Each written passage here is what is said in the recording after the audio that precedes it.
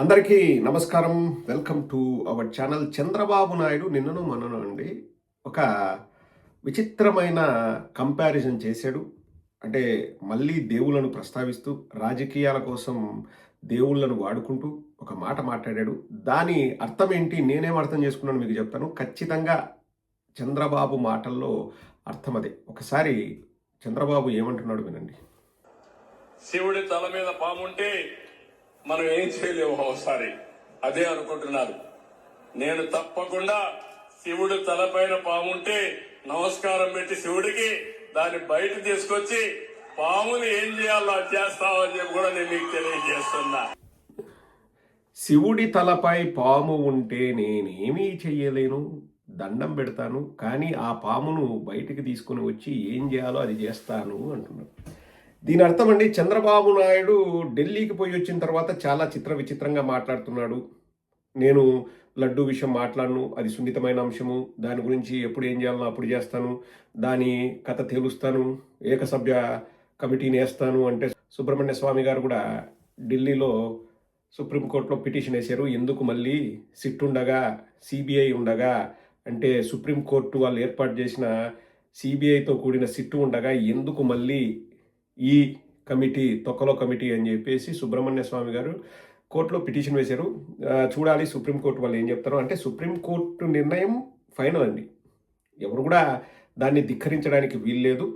ఇక్కడ చంద్రబాబు నాయుడు ఈ వ్యాఖ్యలు ఎందుకు చేశాడంటే, ఒకటి, నా ఏకసభ్య కమిషన్ తెలుస్తుంది అంటే ముందే తెలుసు ఆయనకి. ఏమని తెలుస్తుంది? వైఎస్ఆర్ కాంగ్రెస్ పార్టీ వాళ్ళు తప్పు చేశారను ఏదో ఒకటి తెలుస్తుంది అంటే చంద్రబాబుకు ఫేవర్గా. ఇప్పుడు చంద్రబాబు ఒక మాట అన్నాడు, అక్కడ జంతుకో ఉందని, జంతుకో లేదని సిట్టు చెప్పింది. సో చంద్రబాబుకి అది నచ్చలేదు. ఇప్పుడు ఇక్కడ శివుడు అంటే నా ఊహకు అందేది ఒకటే అండి, అది ఖచ్చితంగా చంద్రబాబు కూడా అదే ఆలోచించి మాట్లాడాడు. శివుడు అంటే బీజేపీ. ఇప్పుడు బీజేపీ వాళ్ళు జగన్మోహన్ రెడ్డి గారితో మంచిగా ఉన్నారు, జగన్మోహన్ రెడ్డి గారికి బీజేపీ సపోర్ట్ ఉందన్నది చంద్రబాబు నాయుడు చేసిన నర్మగర్భ వ్యాఖ్యలు. అండ్ ఢిల్లీకి పోయి వచ్చిన తర్వాత చంద్రబాబు నాయుడు మాట తీరు మారింది, చంద్రబాబు నాయుడు చెప్పే విధానము మారింది, చంద్రబాబు నాయుడు ఆచితూచి వ్యవహరించే తీరు కూడా పలువురిని ఆశ్చర్యపరుస్తుంది. సో ఇప్పుడు శివుడు అంటే బీజేపీ, పాము అంటే వైఎస్ఆర్సీపీ. సో బీజేపీ అండ ఉన్నంత వరకు నేను ఏం చేస్తాను, పాముకు దండం పెడతాను, నేను ఏమీ చేయలేను, కానీ మెల్లగా పామును బయటకు తీసుకొచ్చి ఏం చేయాలనో అది చేస్తా అంటున్నాడు. ఇప్పుడు శివుడి మెడలో ఉన్న పాము కూడా మనకు ఇంకా దేవుడితో సమానం.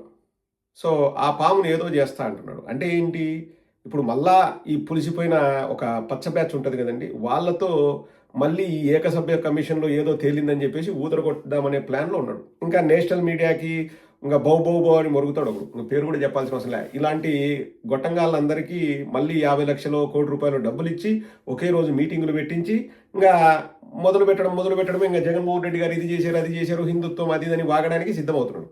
సో అది అండి చంద్రబాబు నాయుడు మాటల్లో అర్థం ఏంటంటే, బీజేపీ సపోర్ట్ ఉంది.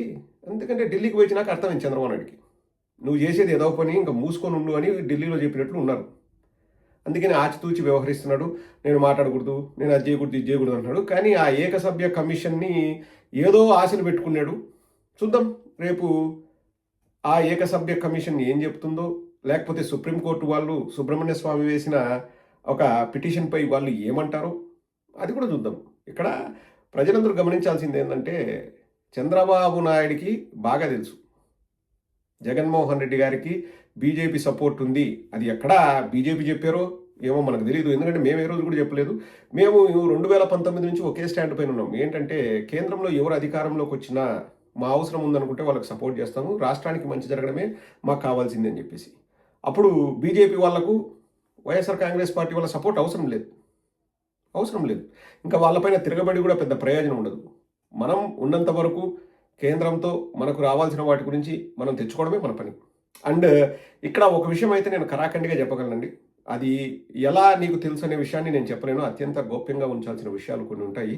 అందులో ఇది ఒకటి ఏంటంటే, నరేంద్ర మోడీ గారికి జగన్మోహన్ రెడ్డి గారు అంటే చాలా చాలా ఇష్టం అండి.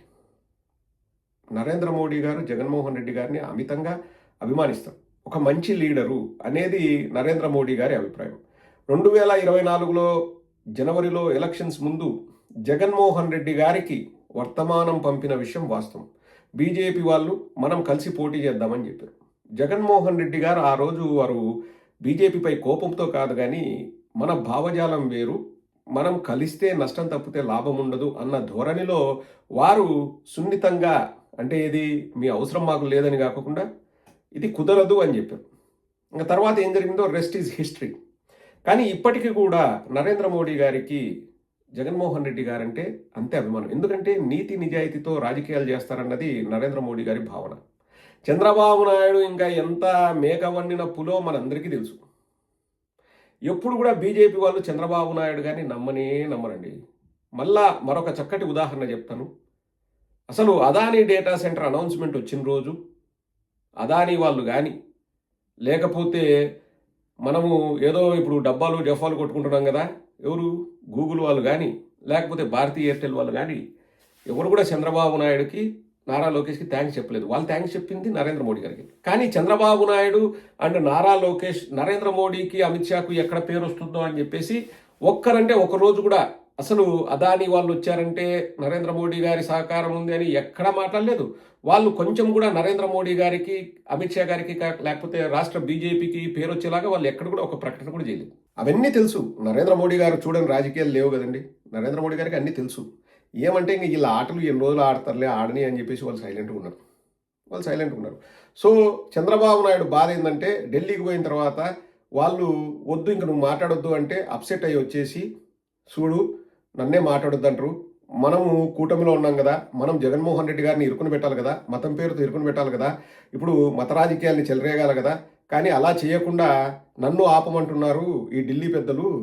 వాళ్ళు శివుడైతే వైఎస్ఆర్ కాంగ్రెస్ పార్టీ మెడలో తాచుపామైంది, మనల్ని ఇబ్బంది పెడుతోంది, వాళ్ళ అండదండలు ఉన్నంత వరకు నమస్కారం పెడతాము, ఎలాగో అలా పోయి ఇంకా వాళ్ళ దగ్గరికి పోయి, ఎవరి దగ్గరికి, బీజేపీ వాళ్ళ దగ్గరికి పోయి జగన్మోహన్ రెడ్డి గారి పైన లేనిపోనివి చెప్పు, లేకపోతే ఏకసభ్య కమిషన్ ఇది చెప్పింది అది చెప్పింది అని చెప్పు, లేకపోతే ఆ డ్రామాలు ఈ డ్రామాలు ఆడి జగన్మోహన్ రెడ్డి గారిని బ్యాడ్ బుక్స్లో చూపించాలి అనేది నా ప్రయత్నం. అది చేసి చూపిస్తా చూడండి. ఎందుకంటే ఇంకా చంద్రబాబు బుద్ధి అటువంటి నీచపు బుద్ధి. చంద్రబాబు బుద్ధి చాలా నీచపు బుద్ధి అండి. నేను ఇది ఆన్ రికార్డ్ నేను చెప్పగలను. చాలా నీచపు బుద్ధి. ఏ ఎండక ఆ గొడుగు. క్రిస్టియన్స్ దగ్గరికి పోతే మీ వల్లనే 35,000 ఎకరాలు ల్యాండ్ పూలింగ్లో తీసుకోగలిగినాం, యేసు ప్రభు దయ అంటారు. ఇంకా ముస్లిమ్స్ మీటింగ్కి వెళ్తే అల్లా దయ అంటాడు. మళ్ళా ఇటు వస్తాడు, అసలు వెంకటేశ్వర స్వామికి నాకంటే గొప్ప భక్తుడు ఉన్నాడు అంటాడు. ఏ ఎండక ఆ గొడుగు. చూశారు కదండి. అసలు చెప్పులు వేసుకొని, షూ వేసుకొని, దేవుడి చిత్రపటాలు, దేవుడి ప్రతిమలు ఎట్లా పట్టుకుంటారని నానా యాగి చేసి ఇప్పుడు వెంటనే డ్రామా స్టార్ట్. ఎక్కడో ఒక చోట కాదు, 2 చోట్ల.